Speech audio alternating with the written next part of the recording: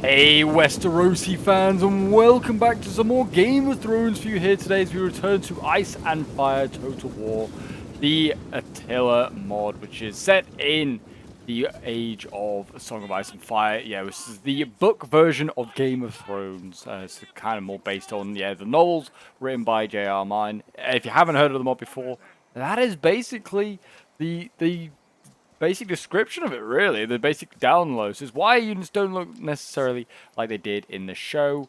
They've got more traditional sort of like late medieval armor. But yeah, I'm really excited to show off another battle.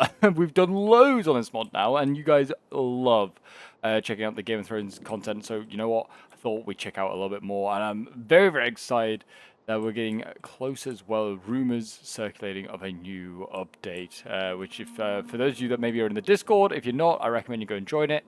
Get more previews and updates. It's going to be all about Essos. So we're moving away from Westeros, and we're going to have factions from Essos being added. But for now, we're going to be checking out more Westerosi action as we have House Tarly here and House Stark taking on House Tully and House Arryn in this 2v2 land battle. Lots of land battles. This is what most of the community loves to do. I will try and get more sieges as well.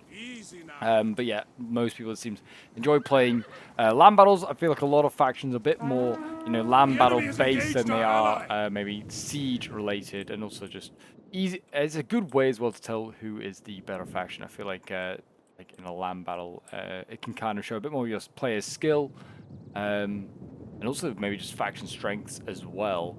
But yeah, it looks like it's going to be an interesting matchup here. So we've got House Tarly. It's going to be taking on the House Tully, which is definitely going to get. I'm going to get those mixed up. But yeah, we've got Fishfolk Slingers here, which is a pretty low cost missile. It's tier 1 militia. Range there, taking on Honor Guard Marksman tier 3. It's going to be interesting to see if the Honor Guard Marksman can kind of take out these militia. They should really be using all their ammo on one unit at a time, just focusing it down. They could probably do a lot of damage to those slingers there. We have got a lot of cav that, well, we had a lot of cav over on this side. They've now shifted some back over to their right side here to face off against the Tullys. I don't know whether it's a wise idea just to have their generals out in the front there, because you could get shot at. Though really, players should not be shooting at generals, or until they're actually using combat. They are kind of the rules.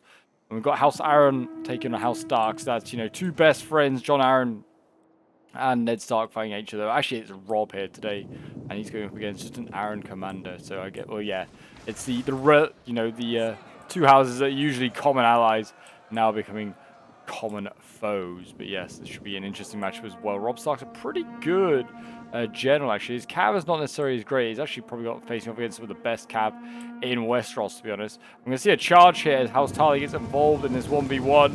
Not respecting the 1v1 and clatters into House Arryn there. Nice charge there from the boys in green. That should do some significant damage. I mean, they are a heavy melee cav. They are melee cav, not really shock cav. We're going to see the March Knights going in. They're going to charge in there. Oh, no, they're not. Tully is going to... Edmund Tully's going to get out there. They're going to bait the Knights to the river and back to their own friendly lines. So it's actually not a bad idea. And that now means that Tarly is going to be able to try and, use his spears. And there you go. Tully reads that like a book, and he decides not to get baited into that. And it looks like, the March Knights, they're going to go in again. We've got Wolfswood Woodsman also going into this fight here. Tier 1 light shock infantry. Getting sent on in here, facing up against heavy foot sergeants. And these angry Northmen are going to try and cut down the men from the mountain. And there you go, yep. Tully's kind of getting jumped there by the March Knights. And they're losing that fight. And that's a tier 3. A tier 4 losing to a tier 3. Good result there. And now we've got Spears getting to support that fight for the Tarlys. Tully's here certainly about to lose what is a pretty good cav unit. They are pulling it back. Still pretty healthy, but that's not a good start there, that's for sure. We're going to see a cav engagement here on this flank here. And we've got the Arryn commander going in aggressively there. Not really being followed by the rest of his troops to start with, but they have now gone in. Northmen can try and support that fight as much as possible. Have they got any infantry to do that? Yeah, Winterfell spears. They've got actually really good spears. Concerningly, the Eyrie has not really got... they've got only the champions of the Eyrie. They have House Arryn to actually support, but yeah, that is kind of concerning. They haven't really been able to support the gen or that cav fight near enough. But it looks like, also Woodsman there losing to the Pikes of the Moon. There's not a lot of reserves here for the Starks, that is for sure. Tarly's here losing this fight as well. rallied their units. It is footmen going up against men at arms. There's a tier 2 sword going up against a tier 3 Tully sword. They're not done yet.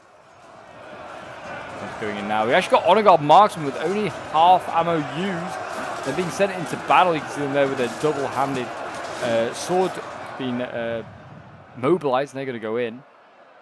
Interesting. That shows desperation, maybe, already. With Cav, March Knights here, they're pinning down the River and Cavaliers. And see, Randall Talley could just kind of get in behind, could hammer and anvil. A lot of these River and Spears here turn those fights around in his favor. Heavy foot sergeants breaking there.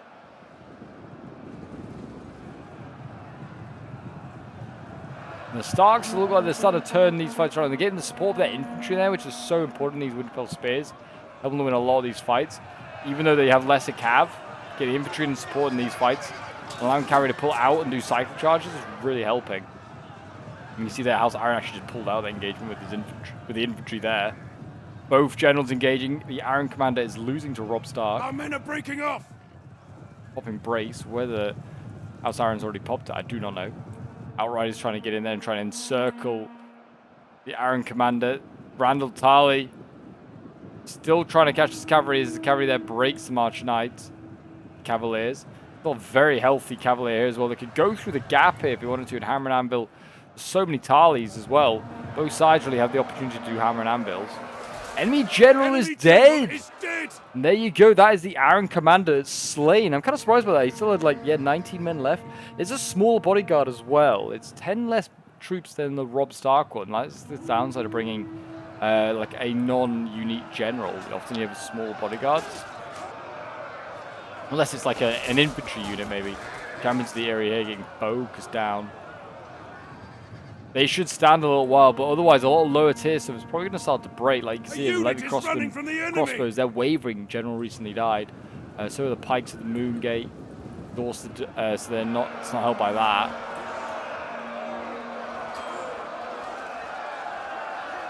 There are billmen in here as well for the north. Actually, they do have gatekeepers in this. So yeah, both sides trying to do their bit in the old prod fight, and they go rear charge into the heavy silence. That should shatter these boys in blue. And then they're not spear sergeants, actually. They're wardens of the area. Still a very good unit for rear charge. Still a tier 3.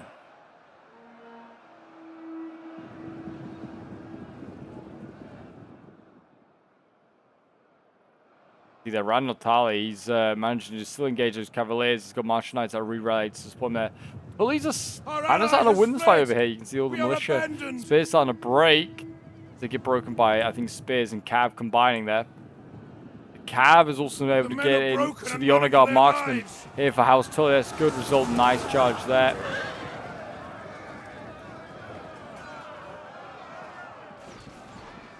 That is not good at all. House Tully needs to keep his gen alive at all costs here, but he's also getting focused down, actually. A point-blank range by Hornhill longbows. As he also fights against some Marston sergeants.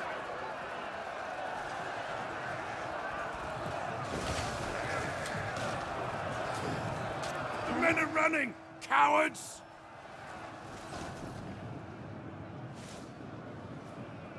And there you go. House Iron has been completely annihilated. And now House Stark can start to wrap around, get into the back of the fish boys.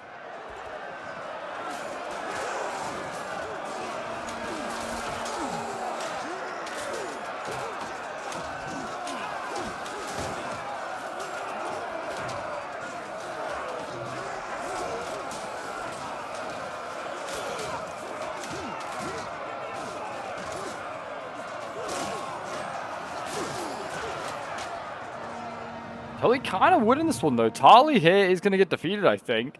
And I think the Starks are going to allow, Tarley to get beaten here and Tully just to finish him off and respect the 1v1, really. I mean, yeah, they just need, if Tully just microed a little bit better, he could, route a lot of these marksmen really quickly here. Going for this charge. Looks like he's setting up for it.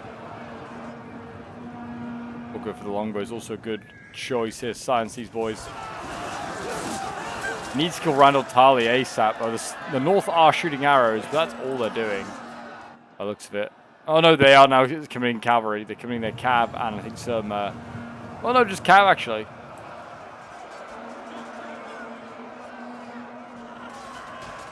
So that might be enough. Men, Edmund Tully's run starting to for the lose his enemy. fight here This is against the shameful. Marcher Knights. There's a mess of green and blue. There is Edmund Tully. In the bottom right of your picture.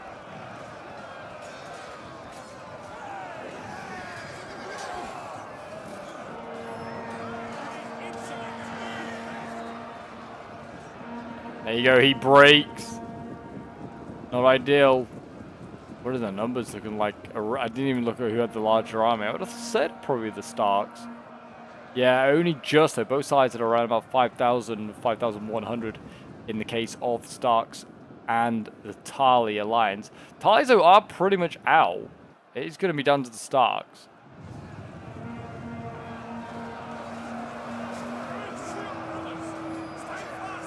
They won their fight a little bit quicker here, the Tullys. They could have really caused some pressure for the Starks. The Irons, I feel like, lost a little too quickly. I think they maybe brought too much elite stuff.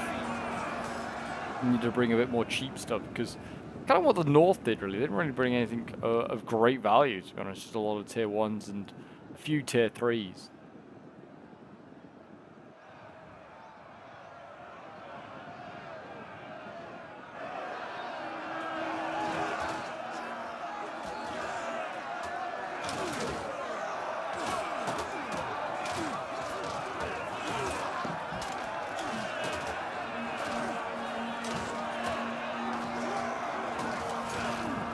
And there you go, the Fisher Folk rabble have been destroyed, and just army losses, I think, coming into it now, and that general being lost. It was only a matter of time. Sworn Swords wavering as they finally give in, and yet the tier 4s are going to start breaking, so those tier 2 spears in a moment. And there you go, army losses comes in as the North comes in to wrap up what's left. And a Pyrrhic victory for the North. I don't know if I go Pyrrhic, maybe close, but yeah.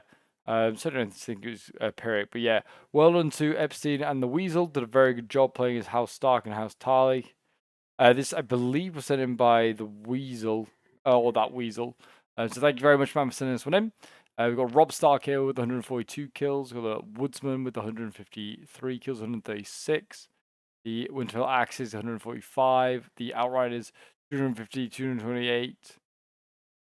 The Winterfell Spears spawn those cab fights, 115 kills, and the Longbows 133, 115, 100 kills with the gatekeepers.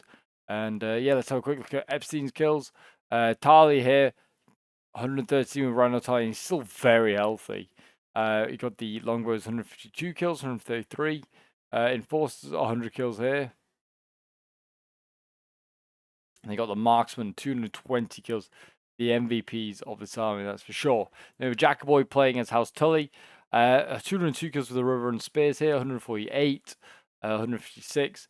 Then we've got 227 kills with the Men at Arms. That's really good. 232 kills with the Riverland Cavaliers. And Sworn Swords, 326 kills. We have Emperor Palpatine playing as House Aaron. 108 kills with the Heavyfoot Sergeants. And 145 kills for the Champions of the Area, and 100 kills dead for the Pikes of the Moon. And that is pretty much that when it comes to kills here. So yeah, I hope you did enjoy this battle. If you did and you want to see more Game of Thrones action on the channel, do remember to leave a like, subscribe if you're around here, and a comment showing support. It really does help out the channel. And I'll see you all in the next Ice and Fire Total War battle. Bye-bye for now.